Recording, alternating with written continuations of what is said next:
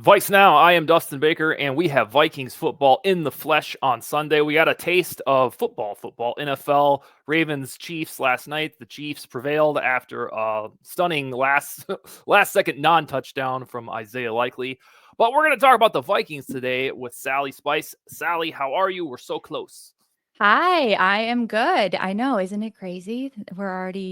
It's crazy. I just saw you last weekend for the first time in a long time. I got to watch the Bassets. That was great. They were so fun. And it's hard for me to believe that it's already this weekend. We're back to it. And we as a fan base have proved to ourselves that we can get excited about anything if we are really still excited about Sam Darnold's team, a guy who has not found consistency through 6 seasons. But we're going to jump into all that first. You got anything you got going on in the mix? I do, but first of all, I want to point out you asked for fancy today Yes. at the attire, and I put these sequins on when at your request. Well, you didn't say sequins, but fancy. And since I've put this on, I might be predicting an extra win for the Vikings because Really? I'm feeling good. um what was the question? Oh, what do I have to announce? Oh, okay. So first things first, everyone, please go to Splash Sports and sign up for my Survivor League. The link is in my bio. If you've never played Survivor League before, it's very simple. All you do is pick from all of the games, you select one team that's going to win from all of them. Then you can just never pick that team again throughout the entire season. So it gets kind of complicated down at the end. You don't really necessarily want to pick like the Kansas City Chiefs week 1 because then you can't pick them later. But I have 2 pools, a $10 entry pool and a $50 entry pool. The $10 one is like almost at $3,000 pot size right now, I think. And then I am giving like additional prizes to 2 and 3 gift cards, jersey of your choice. So please go and sign up for that. It's season long. And then my second announcement is I am starting a new show. It's called Scolders and Spice, and I'm doing it on the First and Skull Network with Tyler Fornes and Dave. And yeah, I'm really excited about that. It's going to be more of a different take than what's already out there. More of a Vikings fan lifestyle podcast. So of course we'll talk about the game and stuff, but a little bit more lighthearted, fun. Let's talk about the crazy stories that happened this week at the tailgate. Let's talk about let's talk about traveling to Lambeau and all of that. And then I've got a lot of crazy stories I haven't shared over the past 10 years to talk about in the off season. So it should be fun. When does it put you on too much of a deadline to ask when the first episode is? Hopefully Tuesday. Okay. And I'm setting up to have like an in-home studio. So I'm going to have guests come in person. Jason's going to come next week for my first in-studio guest. So I want to do as much in person as I can because the vibe is a little bit more, laid back. But I'm very excited about it. Yes. All right. So that we think will be Tuesday, hopefully celebrating a week 1 triumph because after this game, the schedule gets awfully murderous. But let's launch into some Viking stuff. I'm going to give you a totally blank canvas for Vikings Giants because we talked a lot about it last week, you and I. What are the keys for the Vikings to win this damn thing? Or what will you say is if they do this, then they can score a W? Well, one of the big things I think is going to be a factor is pretty much just like the battle in the trenches. I think is it going to be that that Bradbury is going to be able to hold off Dexter Lawrence? How is that all going to play out? Is Sam going to be running for his life the whole time? If so, it could be kind of a long day for him. We know he's had problems in the past with fumbling. So I hope that they can, hold steady and fight that off and be able to give him a clean pocket. Think that's going to have a lot to do with it. I'm not necessarily worried about the Giants playmakers. I don't think they've got a lot to work with, which should be a good warm up for this secondary that we've kind of pieced together at the last minute, kind of. And other than Malik Neighbors, I'm interested to see what he's going to be capable of in this first game. Is he going to come out like a Jamar Chase, or is he? Laquan Treadwell. Yeah, there you go. I was going to say, I mean, I was just thinking about this. Do you remember the first 4 games for Jefferson? How Zimmer just held him out? Yeah, I mean, BC beat him out on the depth chart. Yeah, what the heck was going on there? That was a Mike Zimmer special. Mike Zimmer, who gave an explosive interview last weekend. Yes, indeed. Yeah, what was the point in that anyway? Like, I don't what know. was the Yeah, point? I've asked a couple people on this show. I've asked friends, like, what did he accomplish? Like, I don't know. It brutal was honesty. the same things he's already said. But those are two things Okay. that Yeah, that I think, yeah.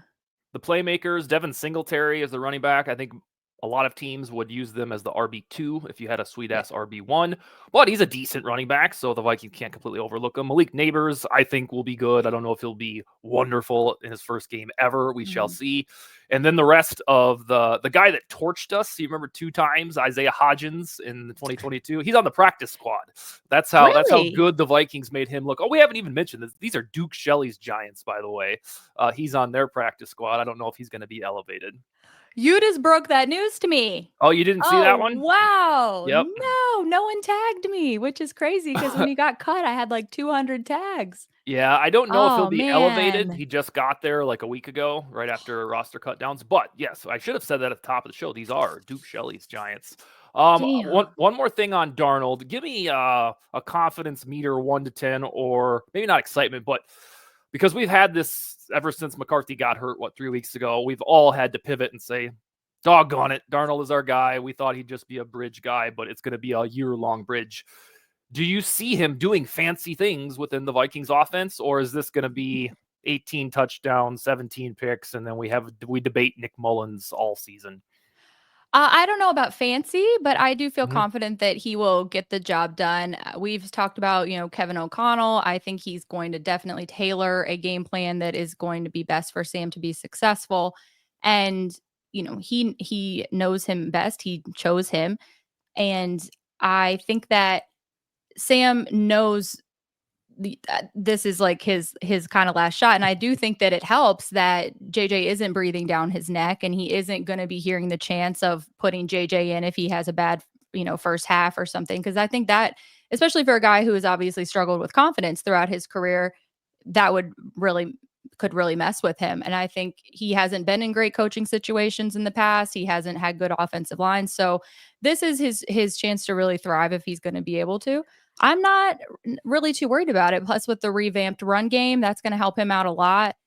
And I don't know. I'm excited for Sam Darnold. I haven't. Yeah, I'm excited. I was never that against it in the first place, Yeah, but I the think closer it gets. the first day, like that legal tampering day, I was like, really? Because I was so fixated on hopefully getting a quarterback that they would start right away, like McCarthy might have been trending toward. But then I've warmed up to it. The cool thing to remember about Darnold, I tweeted this about an hour ago, is a lot of times when you get a quarterback that we're like, meh or blah, you're wondering if he's got the arm. I can swear to God, Sam Darnold has the arm strength. When he has the time, he's got the accuracy. That's why he was a third overall pick. It's not a talent acumen. It's not like we're going to be asking, a little engine that could to get good. It's whether or not he can secure the football, because it's the craziest stat in Vikings football right now. When the Vikings win the turnover battle or strike even, under Kevin O'Connell, they're 17-0, if you can believe that. Yeah, And when yeah. they lose the battle, they're 3-14. They go from an Mhm. elite team to a putrid, like, tank the bastard and get the first overall pick. So in that regard, it's a little weird that they have the quarterback who's turnover prone. But what can you do when you lose your rookie quarterback for the year?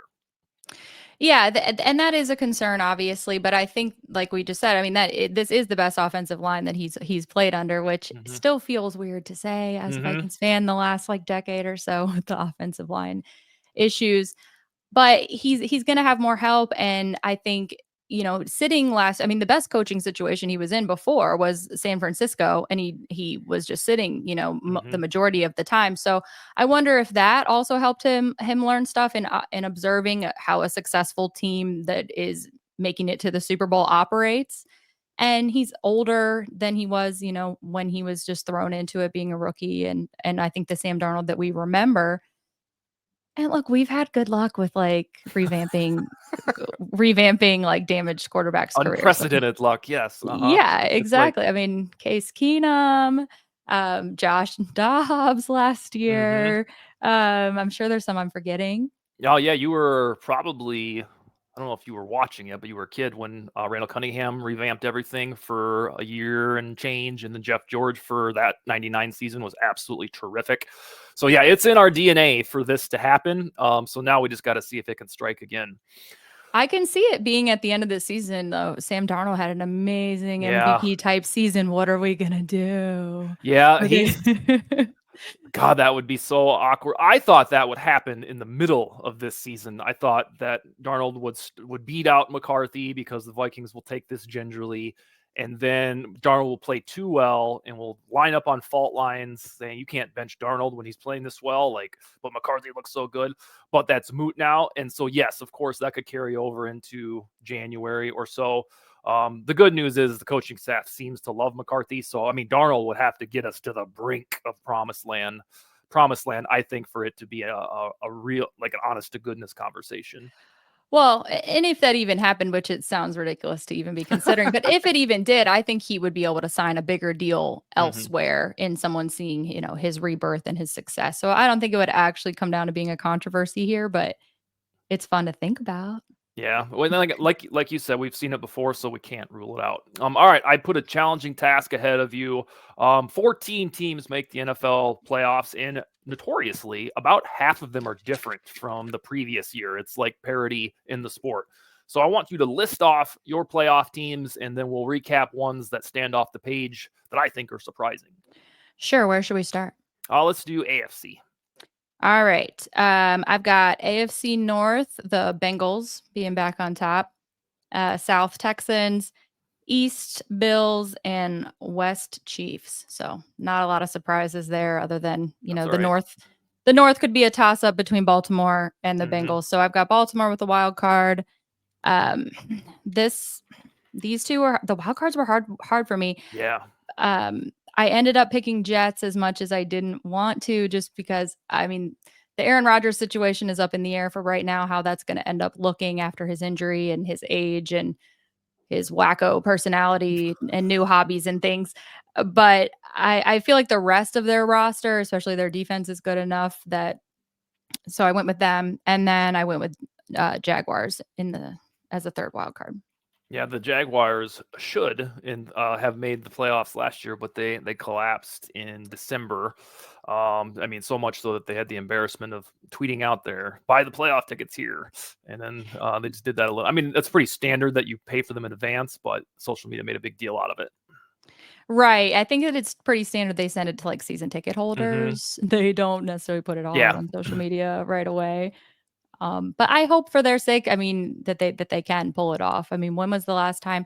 Was it I remember they played the Bills. They got in, they played the Bills. They had a home game because they ended up winning the division. That was 2017 because I remember oh watching yeah, in the bar before we went to the Minneapolis Miracle game. And it was so crazy, like the tailgating down there was insane. And then I think they may have made it one more time since yeah. then, but They had the comeback over the Chargers that was dwarfed because we had the 33-point comeback, and then like 3 weeks later they came back from 27, but it didn't feel like a big deal because the Vikings had just done it by 33. right, yeah. So I would like to see it be them. Yeah, I think your list is pretty ironclad and standard that the only one really to talk about would be your belief in the Jaguars, which we have just done. So maybe the NFC will have some rim rattlers. Well, what do you got? You got anything? Oh, I don't have mine handy, but I can pull them up here. I have them in writing somewhere. Hold on. But start with your NFC, and then I'll go through mine. All right. NFC. I have got in the West, the 49ers, East, the Eagles, South, the Buccaneers. Again, not really anybody really impressing in that division. It doesn't seem like this year.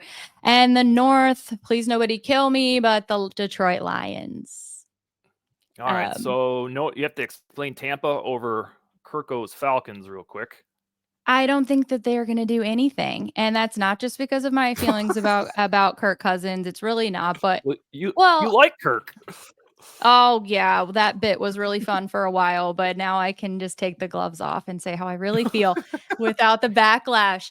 I don't buy it, and I think especially with them drafting Penix Jr. You and I talked about this last week, and when we saw each other, like he's the one guy who is not trying to be a mentor quarterback. It's going to be in his Mm-hmm. head. He's not into it. And I wish, like, I don't want to put so much stock in people's mental state and not being able to turn their mind off, but he's that guy, if anybody. So Mm-hmm. I don't really believe in them, and I don't think that they have that great of a roster anyway. I mean, Yeah, I'm not paying that close attention. their defense lacks the typical gumption that you would pick for a playoff contender. They should have drafted Dallas Turner. I guess we'll see if Penix turns out to be the real deal in the future. That's the weird part of this. You should, in theory, have to wait for 2 years before you see Penix. All right, so you got your division winners. Who are the 3 wild cards? And then I'll go through mine. Well, okay. I will say though, the Falcons, that's the one that's obviously circled on the calendar for a lot of people. Normally, I Mm-hmm. would say the Packers win at home is my Super Bowl, but this year it's going to be that one Yeah. on December 8th, I believe. Mm-hmm. Very The much looking 3-game forward. homestand. Yeah, Mm-hmm. yeah. And then we have like a week gap. Anyway, people are sick of my schedule complaints. So very much looking forward to that. And I did have a hot take that I think he'll be benched by then, but Oh my goodness. I think that's too hot. I don't think it's Yeah. actually going to happen. I just okay. Let's see. Wild card. I had a hard time with the NFC. Um I did choose the Packers. Again, people don't kill me. My surprise wild card is going to be the Washington Commanders. Oh, yes, I like it. And then the third one is I had a tough time between Cowboys and Rams. I just ended up going Cowboys.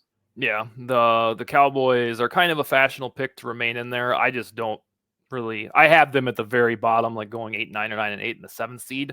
I wasn't impressed with their offseason. They had a decent draft, but they didn't add any new free agents besides Eric Kendricks. And normally we'd say, hey, they've got the Zimmer defense. They're going to be really good, but Dan Quinn's defense was really good. So it's not like Zimmer's going to be some huge upgrade. He's going to be about, hopefully, for their sake, sustainability. But you did have, let's see, what was your the Washington. Commanders? Yeah, Mm-hmm. they quietly their free agency was really busy and adding productive players. Folks, just me included, loved their draft, and that was aside from Jaden Daniels. The rest of their draft was pretty fantastic. So you have them grabbing about the 6th seed. Yeah, I would say the 6th, or maybe sneaking in with the 7th, depending on what else Okay. happens. But I think that they're going to be a really fun team to watch. Jaden Daniels is going to be so entertaining to see how he adapts to the NFL and his run aspect. That I feel like he's going to get just as many running touchdowns as Mm-hmm. passing, hopefully. And I'm just really excited to watch them. And I can't remember if I've ever said that in my No, life. yeah, no, hardly ever. I believe Jaden Daniels will win Offensive Rookie of the Year. I think his system, he may not have the weapons that Caleb Williams does, but I think Washington has a better pathway to get in the postseason, which I think voters would notice. My NFC teams are the 49ers, Eagles, Packers. I do think the Falcons go about 10-7 and win that division because it is not too daunting. And then the Lions I have in the first wild card seed.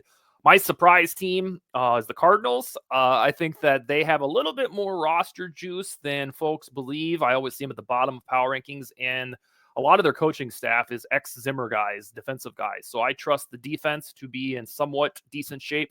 And then I think we forget that Kyler Murray is pretty damn good. And then the Cowboys, I had a hard time finding a final playoff team in this. And so the Cowboys, I think, will get the 7th seed and then get bulldozed by somebody. In the AFC, I got Chiefs, Texans, Bengals, Jets. And then the Bills, I do trust Josh Allen to get them into the wild card. I went with you and the Jaguars. And then my surprise team, although it's really not, close your ears, is Jim Harbaugh's Los Angeles Chargers. I don't think that they're going to be a Super Bowl contender yet, but I think they have the juice to go about 9 and 8 and get into the 7th seed. And then at this time next year, we'll be saying, ooh, this is the year the Chargers can start to challenge the Chiefs for supremacy in that division. Well, I think the Chargers and the Cowboys, what they both have in common is they always underperform. Mm-hmm. They're always supposed to have this great team and they're gonna, fight for the wild card or sorry, the division, and then they don't. They end up like falling off the map towards the end. So it will be interesting to see if Harbaugh ends up turning that around and actually getting them some success. What As I'm much as I anxious, don't like him. yeah, what I want to see. I mean, his track record is so documented at the pros and obviously in college. I want to see if he gets them out of their close game doldrums and their Vikings like bullshit that is beset on them a few times or multiple times per year. In terms of perceived heartbreak and wacky shit happening, the Chargers are just like the Vikings. Yeah, well, except for when they played this past year. Yeah, they got the benefit of the doubt on that one. Except for when they played this past year, yeah. But yeah, they certainly do. They certainly do. And I can remember that back to, gosh, a long time ago. I remember when they played Mark Sanchez. Was that in a wild card game with the Jets? And Yep. they've been going through this for a long time where they're supposed to be good. And that was Philip Rivers era, you Yeah. know. They were always underperforming no matter how hard Phil tried. Poor guy. All right, let's do. So we got playoff teams. I have my Super Bowl prediction is Bengals over Eagles. I Oh. struggled with this. I wanted to be fashionable and pick against the Chiefs because I don't think that the first team ever to three-peat is going to be this team. I know they're really good. I know they're dynastic. I just don't think that they're the best team that I've ever seen in my life. So I have Bengals over Chiefs. Have you formulated a Super Bowl prediction or not? Don't got one handy? I didn't, but I can do it really quick. Ugh, I don't know if I can necessarily disagree with you. Okay, I'll go Bengals Lions. How Bengals about Lions. that? Okay. Yep. Did I you I have? love the Lions. I know people hate it, but I love it. I I do love not them. love the Lions, so I'm one of those people. I love them. I just feel like they're rooting for them comes very natural to me, even though I know we're not supposed to. They're in the division. But their fans are so like I feel like if they can do it, if they then that opens up the door for we'll be able to do it one day. Like it gives me a lot of hope. And they've been tortured. I can't not want them to win. Well, let us get our Lombardi first, and then we can spread the equity to all these teams. They've always been so nice. Like they're not jerks like the Hmm. other two fan bases in our division. And I don't know. For I have next a time, soft spot for them. you can say dicks on here next time. That's Okay. fully above. I don't know I about your new show, but here we can get away with that. well, I Uh, actually got in trouble when I was in 4th grade. I had like a pencil, you get the pencil kit with all 32 teams. Well, at that time it probably wasn't 32. I don't know. The Jaguars were here then. yeah. Um, I had in my pencil box the Vikings, the Jaguars, and the Lions. Oh, And okay. my dad said to me, "Sally, you can't root for the Lions. You can't do that. They're in our division. That's not how it works." And I just was like, "I don't care. I like them." Okay. So it's kind of So the deep-seated mutual respect. yeah, it's been going on for a long In time. your So dad's defense, this was the Barry Sanders era, so they weren't totally shitty like they were up until last season. yeah. So Yeah, but I I can see don't where he was coming from a little bit, like, I we got totally see where he's coming delineation. from. Yep. Totally see it, and he was trying to teach me the way, so I appreciate that. That's probably one of the only things he's ever taught me, but I don't know, I just have always been drawn to them. Okay, I'm fair gonna enough. get roasted for this show. I'm not gonna retweet it. Well, as long as it's not the Packers or Bears, I think you'll be all right. All right, let's do I'm this. kidding. Every season, probably on all teams, but because we follow this one so closely, there's one or two breakout guys who by season's end were like, after all, that guy was pretty good. 2021, right after we talked to him on our former podcast, KJ Osborne turned into the WR3 when we had asked for a WR3 for years. Ivan Pace obviously effectuated all of the steam and hype from his UDFA summer last year. I want to know one or two names that come to you that when we're talking on this show, maybe January something, we're like, yep, that guy turned out to be good. He kind of came out of nowhere. See, I feel like both my answers are kinda cop outs. All right, that's fine. One is Tristan Jackson Okay. because I don't feel very confident about Naylor right now and his health that, with the history and then with did they say if he's playing No, on we'll learn here in a few hours on the injury report, but it's absolutely hilarious that he's already on the injury report. right, and, so I just don't know if consistently he's gonna be able to step up and claim that wide receiver 3. I was very impressed with Tristan Jackson's footwork, Hmm. in the game. Was it about the Browns game? I Yeah, believe that when he was just on the sideline, he kept getting, he was having some great catches. So I think that he's gonna have a successful season. He'll be the RKJ Osborne for at least a few years. And especially, I mean, we don't know what's gonna happen, with Addison. That's gonna be big mhm, shoes to fill, and things could get pretty dicey, but he's that's a gonna be good my pick. standout on offense. Yeah, he's this is his 4th season with the Vikings, if you can believe that or not. He's just been on practice squad and all the way back to the Zimmer days.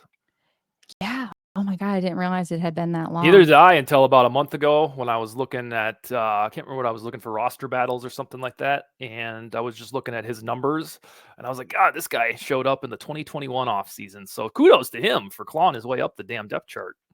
Yeah, being consistent. A little bit of an Adam Thielen story, I guess, there. Do you have it? Was that the big one, or do you have another one? Well, my defensive one, I feel like it's kind of a cop out because I'm gonna go with Dallas Turner, Okay. which I mean, for a first round draft pick that you traded up to get, that's kind of a cop out. But I feel like he will be getting a lot of reps for a rookie, and he will be. I think he's going to catch on quickly, and he's going to be great I was asked from on the beginning. a radio show, Southeastern Minnesota something, this morning if Dallas Turner is going to get the start, and I told the host, the DJ, like it doesn't really matter because he's going to get his snaps, even if Van Ginkel is playing on the first down of the drive. Who cares? The way Yeah. this team blitzes, Turner's not going to just be relegated to the bench because he's a rookie. He's going to, I believe, play right away. My breakout guy, and I'm talking to the tune of something like a 75 PFF score, is Blake Brandel. I believe the Vikings coaching staff trusts him, and this coaching staff has earned our trust to fix this offensive line. They've done it over the last 2 years. They've made it so we don't bitch about it. And so when they nominated Blake Brandel right away this offseason, they didn't even bother exploring free agent guards. When they got Dalton Reisner in the house in May, they just told Reisner, you're playing right guard, buddy. Yep. And so for them to believe that about Blake Brandel, I believe the guy's going to be good. So I think maybe not a Pro Bowler, but I think that he will be the guy that we depend on and trust. And then by the time we get to week 18 or thereafter, this PFF grade will be in the 70s. And we'll be happy that we have him under contract for 2 more years. All right. That's Hard to disagree with that. yeah, I'm talking that one into existence. All right, let's see. I think that is everything. I believe the Did you Vikings. pick defense? No, I don't have one on defense. Oh. If pressed, I would probably say the emergence of Dwight McGlothern, maybe not as a starter, but Mhm. proving that he is eligible to be in the NFL. And we always know, Mike Zimmer always said, we're talking a lot about that guy today. Cornerbacks always get hurt, and so I think McGlothern will get snaps. And I think it'll kind of feel like Mekhi Blackman last year, where nobody really gave him his flowers for a pretty good rookie season. But by the time we get the next offseason, we can start to trust the guy. So McGlothern would probably be mine on Okay. defense. I have the Vikings finishing 7-10 this year. A lot of my counterparts have talked themselves into 8-9. I believe the Vikings will beat the Giants 24-20. It appears fans, Vikings analysts across the board, they think the Vikings are going to win this game. So what do you have for a win-loss record and a prediction for Sunday? Well, for Sunday, I think we've talked about this. It scares me because it sounds ridiculous, but I do feel like it's a must win, just like we Mm-hmm. felt last year with the Buccaneers. So I do. I had tons of confidence last year going into that game as Yeah. well, and that was at home. But I do think that they will win. I think it'll be more of a lower scoring game. So I think I said 13-6. Oh, wow. That is I low think. scoring. Well, I mean, I think these quarterbacks are both going to be working some things out, and so we'll see. That's pretty low, but that's what I'm thinking. As for the season record, I have had 6-10, or sorry, 6-11. I always keep forgetting that 17 keeps messing me up. But like I said, I'm wearing the sequins. I'm feeling it, so I'm gonna go 7. 7-10, and we have I'm gonna we go have 7 and a 10. unified voice for VikesNow today. All right, Splash Sports. How do we find your link directly? So it's affiliated with you. Yes, the easiest way is just go to my link in bio on my Twitter, which is Sal Okay, Spice, or my Instagram or my TikTok, any of those. But I really appreciate anyone that signs up. It helps me out a lot. So thank and you. then yes, And it's and fun, and you can win a lot of money. yeah, I think I'm gonna actually try this one again. The last time I did one, I'm the dumbass who lost right away. I couldn't believe it. and I Yeah. realized like there's some catch here that I'm not getting. Well, No, I it was picked just the me being Vikings. stupid. I Oh never yeah, pick the Vikings, but I'm like, you know what? I'm gonna pick them. yeah. Well, it felt like the only game you could get away with doing it for a while last year, and then of course they Yeah. lost. Right, and then your new show, state the name again, and then it comes out Uh, next week. it's Scalders and Spice. It should be out on Tuesday. If I say everything goes well and no technical difficulties. Yeah, no, it Yeah. happens. All right, and Yeah. then by the next time we talk, next Friday, we'll be chatting about Vikings 49ers, which will feel like almost a different activity because you're playing the Giants, and then unless the 49ers lose, I don't even know if it would matter if they lost. We're going to be looking at that game probably across the board, predicting an L. Maybe there'll be some enthusiasm that comes out of Vikings Giants. The only hope is the upset last year. Yeah, yeah. That's Well, like that still that kind of gives fresh me in my that gives me mind. paranoia they won't be able to do it twice in a row. Yeah. I mean, that was a primetime one too. Like Yeah. That was that was the crazy. that was the crescendo of the Vikings season, and we didn't even know it at the time. I remember, yeah, I think it was like 300 and something days since a home victory for the Vikings. So I even like popped the champagne, which seems ridiculous for what Mhm. their record was at the time, but it had been we had no home victories up until No, that they point. were quietly, and it gets on my nerves. They were 2-6 at home last year. Even when the Vikings are Mhm. historically bad, they're usually pretty good at home. And last year it was just mid in general and bad at home. I know. I hope it'll be different this year, but I don't know. And Starting out is going to be it's rough. not when you draw the 49ers and Texans out of the gate at home, nobody's doing you favors. All right, No, Sally, we'll no. talk to you next Friday around the same time window. You have a Great. wonderful weekend. All right. You too. All right. Take it easy. All right. Bye.